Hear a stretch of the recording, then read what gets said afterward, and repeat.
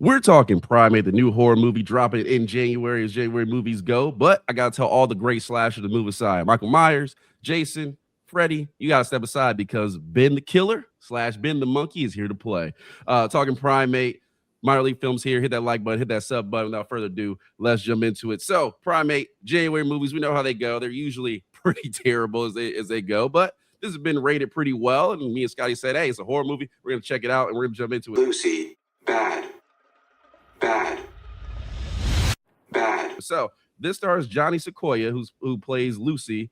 You'll know her from Dexter, New Blood, and also got a couple of her friends here, Kate and Hannah. They all get together, fly back to her hometown, which is in Hawaii, to do a little spring break and vacation. I think they're in college, and they also meet their friend Nick, who's played by Benjamin Chang in there. And they say, hey, man, we're just going to go back, hang out, have a good time. Unfortunately, the beginning of the movie shows you rabies enters the picture for Ben, and it becomes a spring nightmare. So I want to talk about this. Directed by Joanna Roberts, who's done 47 meters in one of Scotty's favorite movies, Resident Evil Raccoon City. God, that was movie. One of the worst video game movies ever made. But she does a better job here. So basically, they go home, and honestly, movie starts out pretty cool. So they go home, meet a couple guys on a plane, girls trying to hang out, have a good time, get home, and they go to a nice house, man. It's a nice house, nice location. Yeah, the dad's an author. He's super rich. He's got the textbook California pool where it's like 8 feet around in a big rectangle, like we were talking about earlier, how it doesn't go from like 1 foot on up, it just stays that way. I guess that's kind of cool. It's just not safe. Yeah, they got like a 10-bedroom house, and every bedroom is a double master room. Yeah, they got so much money they can afford a monkey. So we have Ben here, and I want to shout out Troy Coster, who plays Adam. He's the dad. Really good actor, man. I thought in the beginning of this movie, the scenes that he was with were basically Lucy. She has a crush on her friend Nick, and the whole family kind of knows about it. The dad, he's deaf, by the way, if you don't know the actor, but really good at portraying comedy. We got quite a few laughs of like, hey, you're gonna you finally gonna get your chance at the guy now that he's single. And they mess with her a lot, so I thought the family dynamic was cool. They also have their sister Erin, who's there. So movie starts pretty fast. It's only an hour and a half, and they really jump into it. So we get a nice opening scene. I'll let you enjoy that one. But basically, what's going on is Ben gets bit by a mongoose. Gets in a boxing fight with a mongoose, something like that. Yeah, it looks like he just got bit by the mongoose, and then he kills it. And, you see the rabies start to take effect. One thing I didn't know in this movie was I always thought rabies was fatal, so you would be dead like in a day or two. I didn't realize that it's particularly horrible in monkeys, and it can last in them for days or even up to a week. So you could have had this rabies for a while and just been trying to fight it. Yeah, and I think one of the cool things here is you see him very early in the movie looking, a happy chimp. And then later on, you kind of see like his character look more and more kind of crazy as it goes on. The rabies really take effect. I think they did a pretty good job with that effect looking to here. So basically, friends are all hanging out. It's a good time. And Ben, like a true good slasher, Ben is just always lurking in the shadows. He's always around somewhere. It's like, Ben, shouldn't you be in your cage? Shouldn't you be asleep? Nah. He's out there terrorizing his girls early just to get some early scares in it. It kind of set the mood. Basically, how it goes down is Ben, they call in the doctor for Ben because he's feeling a little unwell, and we gotta open with this. The doctor goes in there, and I was texting Scotty during the movie. I'm like, all right, first of all, can we turn on some lights in here? Like, you knew it was coming. He goes in the cage with Ben and says, look, hey man, grab your teddy bear, let's take a little shot. And Ben says, no, you're about to take a shot. Obviously beats the hell out of him. Moving there, and now Ben is loose, and he's in the house to terrorize all the characters in this movie. I beat his ass. He rips his entire face off. And that's the thing too. Ben, man, he don't take it easy on nobody. Like he's one of the great fighters of all the slashers we had, because if he kills you, it ain't fun. It's not a fun experience. He beating you, he's hitting you with stuff, ripping your face off, ripping your skin off, all that. Like he's menacing. Yeah. Chimpanzees are like as strong as 4 men. So yeah, there's plenty of times in this movie I said, hey, if y'all just jump them. But as I always saw somebody hesitate, I was like, damn, so you missed your chance. Because Ben tries to be nice like 2 or 3 times in the movie by letting them pass and stuff. I said, oh, you done messed up. That's your chance to tackle him right there. Yeah. And I think one of the good effects here is they also play with sound a lot. So sometimes he's chilling and you don't know. You're like, all right, maybe I can get around, maybe I can move. And then every time some characters hit something, knock something over, phones start ringing, and it starts going crazy again. So I think that's fun. But yeah, so basically, that kind of goes down. And one thing I like too is all the characters early. It's not like Ben is really picking them off one by one. They're all kind of together. We're like, oh, something's wrong. We know the problem, which I thought was cool because I'm like, all right, Ben in here sneaking the rooms and stuff's happening to people. Somebody should know. And obviously, something happens to the dude trying to help him, and everybody then knows therefore. So I like how they did that. Basically, what goes down is they Ben starts terrorizing, attacking people. They all say, "Hey, he can't swim. Let's jump in the pool." But unfortunately, like Scotty said, they got an 8-foot pool. First of all, that you got to tread water on. Ben has them kind of circled around, and the events kind of take place from there. So, Scotty, I'll lean it to you. I think I like the setup of this movie. When we get into more so the kind of middle section, I think it's kind of a little bit average with some of the skills. I think they do some creative stuff, but they left Ben like every obstacle to be. They like this place was built for Ben to go on a killing spree. Yeah, I mean, he's got like the lights above the pool hang just low enough for him to be able to hang and touch you. Yeah. The walkway around, even on the outside of the cliff, is big. I think it should be bigger, but it's big enough. He can hang from anything in any room. And there's an object that's big enough for him to throw in any room that he goes into. And it's not a lot of ways to get out of that pool area. As a matter of fact, it's only one way. It's just up one set of stairs. That's all you got. Yeah. So you got plenty of time just waiting. And the way they set this up, it's sort of it's not really a bottle film, but it's kind of set up like a bottle film. Like I said, this movie a $24 million budget, so they got some money to spend here. But the way they set it up is like you can get out the pool. Unfortunately, Ben is going to be waiting for you, so you either had to stay in the pool or you had to come up with a plan to get out. So unfortunately, too, Erin, the sister, she also gets bit, so they're also in a race against time because he has rabies. You know, obviously that's going to affect her in a negative way. But it's like, well, we don't have no cell phones because we rush to jump in here. We got to come up with a plan to get out of here because time is really against us. I like too the fact that one, they do play with time here because I think that adds to the fact where it's like, well, why can't you just wait in the pool until the dad shows home or the police finally like show up after however long? And it's like, well, we can't. We're up against the clock. So I do like to push the character to do stuff. Also, I felt like we get especially with these lower budget movies, I felt like we get like dumb characters, especially in a January movie. It's like characters are idiots. The characters here are actually like pretty reasonable now. They do some stuff where it's like, all right, come on, but like they really kind of stick away from making dumb decisions. Yeah, I like all the characters in the movie except for the one character, not the brunette, but the other blonde that was just Lucy's friend. She kind of didn't do anything useful. But she was always there for her friend. She said, "Okay, you're going up. I'm riding with you. I'm going up." She wasn't much use, but she tried it. So I didn't really hate any of the characters. I liked the brunette the best because as soon as Ben did anything, I'm talking about as soon as he had a little limp in his step, he said, "Hey, y'all got a gun? We got to put him down." I said, "Yes." She knew. And everybody's looking at her. She's crazy. I said, "No, put him down. Like he's limping." But he's family. No, get him a bow. And then I think that like even when they have scenes where they're trying to escape a room, that brunette girl is ahead of the pack. Like, yeah, I know where to go. I'm gonna go here. I'm gonna hide here. I'm gonna wait, circle around, boom. But at the same time, I like that they didn't have, how usually the runaway character, the one that runs away first, is a coward.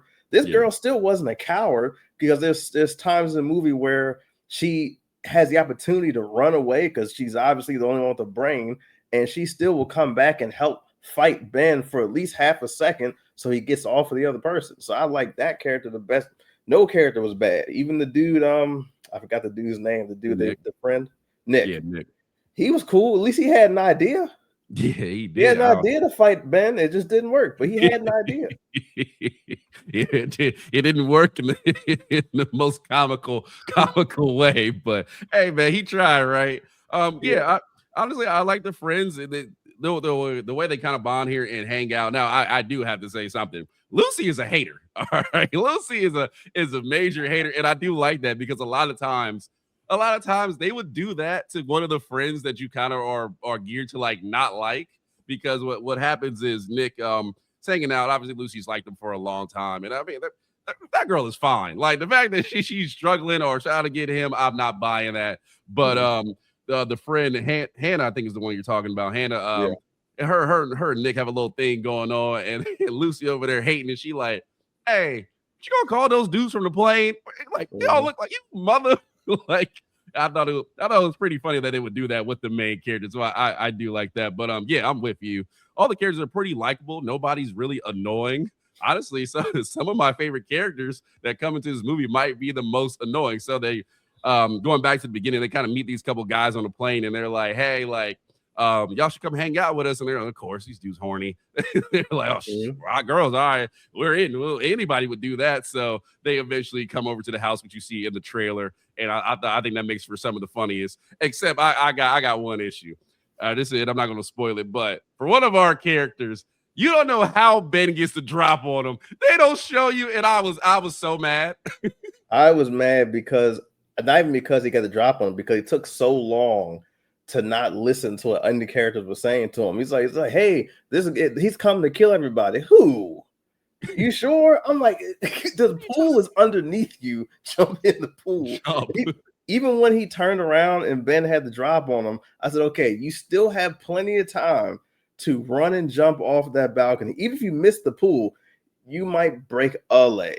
That's a maybe. Roll, land and roll. He didn't do none of that. He just like, oh man, looks like it's the end. The thing is, and then the shovel, when he had the shovel, I was like, oh, let's cut away, and then he just gets the shovel taken from him. That's one of the silly. I'll give this movie credit. They don't. The things here that happen here seem pretty realistic, or people act out of terror. So maybe the things they are doing smart. This dude picks up a shovel and it's like, oh, well, it's about to go down. He's about to fight him. You ain't cut the scene. They cut back. Ben got the shovel just going in. We're like, what? Yeah. How did he get the shovel? How did he get the drop on him? It's just, man, this is some Balaza. I know what you did last summer with a scene like that. But really outside of that, I do like those characters when they come in because it's just for fun, man. This movie, in the middle, I think it has a bit of a lull just because it's such a bottle film. So I think they use those characters effectively of like, all right, we know you don't want to see these people just chill out in the pool and wait for something to happen. Like, we got to bring these guys in for some entertainment, which is pretty fun. So I do like those two guys that they met off the plane. Fortunately for them, doesn't work out, but hey, at least they got invited over by some hot girls. That's the way to go out. That's the way to go out. But yeah, they're fun. They're fun characters. They weren't too stupid. When they got in there and they saw that everything was looking messed up, yeah, they could have probably left and just not thought about it again. But I said, you know what? Them staying wasn't too bad because they did get invited over there and given an address. Yeah, and they got an invite that you coming no matter what. They got the invite where you have to go. I was like, yeah, you know, hey, I don't care how creepy this house look. I'm over here and I'm coming, so I can't blame them for that. But that part is pretty fun. But yeah, I think this movie does well with its atmosphere. This house is really nice, but you turn the lights out, and for any place, no matter how new and nice this house looks, areas get creepy, especially when you have a monkey or a chimp lurking wherever you can't see. Also, too, I think Ben is really effective as a slasher. Like, it's like, yeah, like you said, you were like, all right, he's a small chimp. I can take him down. So you look it up, it's like, how strong is he? And they show off all his strength in this movie. So it's not as easy. But I think this is an effective horror movie. I will say, like, there's only so much they can do here. And you have the same beef I do. Sometimes this ship does he don't look real at all, man. I'm like, all right. Because it wasn't CGI. I believe it's an actual actor playing the chimp. Yeah. And you can almost tell his head is like 3 times the size of a normal chimp. I think the body looked just fine, but his head was so big. I was like, wait a minute. This is like DC Comics detective chimp character. He's huge. Yeah. Like, he had to be like, just the head alone. I'll say this, if you take the head off of him, the chimp is already at least 160, 170 pounds. You put the head on him, he's about 285, all muscle. This chimp, I mean, at one point, I said he's going to have to headbutt somebody. He's going to have to with that kind of head. And everything around here just didn't look great to me. Didn't look awful, but it didn't look. I just looked at it, I was like, I wouldn't believe that a white guy in Hawaii would take this creature in. I think he would have put it down. Well, they have a nice little backstory on why they have them. But yeah, I'm with you. I don't think the chip always look good, but I think they play with it enough. And again, it's only a $24 million budget, something that definitely spent on marketing. So I think they stretched their money enough to have it not feel like a bottle film, not feel like a cheap character that's like running around. You can clearly tell is a dude in a suit. At times it's like, maybe, but I think they do good with it. But I think they do a good job with likable characters. There's no one that you want to see die. So maybe the two guys come over where you just know they're just food for them. I wanted one of them to live. Yeah, I wish they did. I felt bad for them. I'm like, all right, come on, man. Y'all didn't even get this dude a chance. But yeah, I think they do well. Also, one of the things I think they do really well is Adam, who's the dad, he's the deaf one. When he comes in, the way they play with sound, like I thought that was really creative. Almost reminded me, and this is not on that level of movie, but A Quiet Place, where the girl goes deaf and her earpiece falls out, and you kind of have that tension of something's coming. Way more tense in that movie, so I'm not comparing it to that. But I think it's cool that they play here because it's so funny. When he walks in, there is a ton going on behind him, and it's like people fighting with the monkey. He can't hear none of it. They get dragged behind a wall and all that, and he's just grab a slice of pizza. So, yeah, that was a high point of the movie whenever he had a scene, because you didn't hear anything. It was all from his perspective. And then the one thing I will complain about when it came to him coming in the house finally, he saw the beer pong, he saw the leftover pizza that just looked like 8 unwashed hands had touched his pizza, and then the bugs got the rest of it. He picks up the pizza, takes a bite, and then hold on, he just throws the pizza box. I'm like, oh, sir, y'all must have a maid coming in the next hour. I said, this guy don't care about shit. Oh man, that's pretty fun. You know what? One thing too, it is a little bit of a nitpick, but I know why they're doing it. It's just for fun. But when the guys come into the house to a party, obviously they think something's wrong. This dude walks downstairs, sees like the door smashed through. Like somebody could have broke in, somebody could have killed these girls, and they're all like, man, they know how to party. It's like, all right, bro. You know who that reminds me of, though? I started to say that. I said, that sounds really, really dumb. You know who would say that? Darvin. Darvin has actually done that, seeing someone's place trash. I'm like, wow, this is a good party here. I'm like, everything is broken. What do you mean? This was a fight in here. Oh, man, this somebody's probably drunk. Hey, man, these people know how to turn up. Yeah. That's what he said. So I wouldn't think of that. But overall, man, I think it's an average movie, I will say. And like Scotty says, last year we got some terrible horror movies. So, I mean, this is a cut above a lot of those. But I think if you watch this and I think the theater kind of helps because, honestly, the movie looks good. I will say that cinematography, it looks good. The location, I know they probably had a ton of fun just filming this, being able to go out there and film this in that location, especially with that nice house. It looks really good. I think the kills are fun, kind of effective, not too much dumb stuff. So overall, I mean, I think it's a solid horror movie. It's nothing to write home about. I wouldn't say you had to go to the theater to see it, but I say if you catch it on at home, I think you can have some fun with. Grab a couple drinks. Yeah, I think you could have some fun with this movie. Yeah, it's a casual movie. You can even put on his background like the first 25 minutes or so, and get something to eat, cook your food. It's nice. It reminds me of Clown the Cornfield, kind of. Clown the Cornfield wasn't a terrible movie. Put on in the background. Story be damned. You don't need to know anything about this story. Come in here, you see the monkey. The monkey's evil, making monkey noises. That's the movie.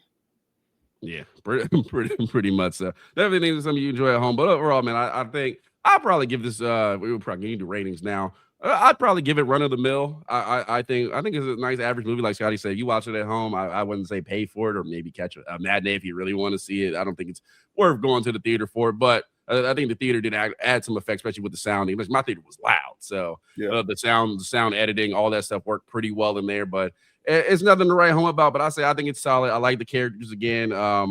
I think they're fun. The dad, especially, he's probably the standout actor here. Not my favorite character. Their favorite character, definitely drunk dudes when they come over. They are fun, but I think this group does a good job. No dumb decisions. Nothing where I can really complain about. Say Scotty during the movie. It's nothing outside of the beginning where they don't want to turn no lights on. Outside of that, I don't have a lot of beef with it. So it's run the mill for me. What is it for you? Yeah, I'd probably give it run the mill too, like an average too, because it's every scene to me at least made enough sense to put it in this movie.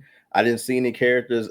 My pet peeve in horror movies is characters making the dumbest decisions. It seemed like they made sound decisions in whatever moment they were in, and I liked all the characters, especially the ones I haven't seen before. I liked all the characters.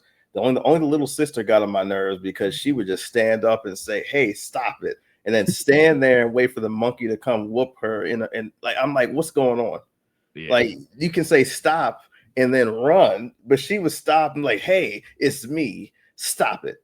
And then the monkey be like, oh, for real? And it's a bite, it's a scratch. He's throwing haymakers at her, all kind of stuff. But other than that, I think it was solid. Yeah, I do love that where characters have known he's going crazy. And one girl, she didn't really have a choice, but she was like, hey Ben, you remember me? You remember me? Like, oh yeah, what the hell? You remember me? Crutch. And it's like, oh, dude, I was like, you knew you should have done that, man. Come on. Just take it, be like a man, because Ben will beat you. But yeah, it's run of the mill for us. I think it's solid. I would say go to theater for it, but watch it at home. But definitely, we've seen a lot worse, so I'm not going to complain about that. So definitely, it's no Resident Evil Raccoon City, but hey, man, it's definitely a solid movie. Yeah, it's solid. Resident Evil Raccoon City to me was unwatchable as I was watching it. And I can't believe I actually got through it. It took me 3 times to get through it. I'm glad I watched it in the house. It took me 3 times to get to that movie. And down to the last 2 seconds, I said, this movie shouldn't have been made. Well, it just shouldn't have been made. Just stick to the games. The games are fine. Well, I'm glad Joannis Roberts got a good check mark in your book. She's working her way back. Yeah, audience score 75, critic score 77. So people are liking this movie, and if you're an IMDb person, 6.3. I think it's solid, and I will say that. But that's all I got on this one. I think Ben is definitely etched his name in the new slasher books, like the way he moves. And yeah, like I said, if he catch you, it's gonna be brutal. That's all I'll say. So look out for that. But Scott, got anything else on it? No, solid movie. Like I said, watch it in the background. Make your popcorn when the movie starts, and you'll be there you go. Getting back to the couch in the right time. There you go. And only an hour and a half, so pretty short. But that's all we got here from Miley Films. We definitely got some stuff upcoming, trying to get at least a video a day up. And also Fallout is still out there. We're going to talk about that pretty soon. We got some character breakdown, some Marvel stuff is going on, and movies are dropping every week. So here to talk about it, Scotty. If they are not on YouTube, where can they find us at? I think also Kuronocomics on TikTok, MLF Shorts on TikTok, or right here. We also have tomorrow. We're getting back to the horror things. So we have a Laurie Strode character feats breakdown tomorrow, and we're also going to have a Wonder Man character and trailer breakdown within the next 2 to 3 days. So stay tuned for that. All right, be looking for that. And don't forget MLF Shorts on all locations, including here. I'm working on the page of getting it up and a little sort of that, but we'll get it up. But most important place to be here. Like, comment, definitely if you like if you like the movie, let us know what you thought about it. All that good stuff. We'll catch you next time.